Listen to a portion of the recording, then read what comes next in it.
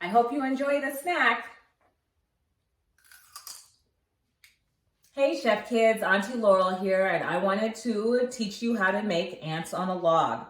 So first, you're going to take your celery, which you had your parent cut, and it's going to go onto your plate, and you can put it whatever way you want to onto your plate. Okay, and then you're going to add your peanut butter. If you're allergic to peanut butter, you can always use sun butter or cashew butter or even macadamia butter. Just add that. Might be a little messy, but that's okay. You can wear gloves if you need to.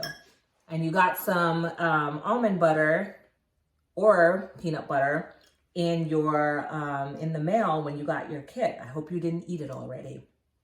So we're just gonna add that right into the little crevices of the celery. Can you see that? Good.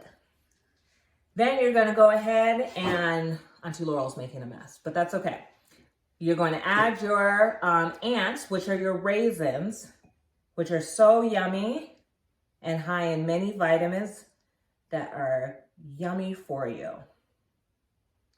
All right, there you go. There's your ants, and they're stuck onto their log, which is your celery.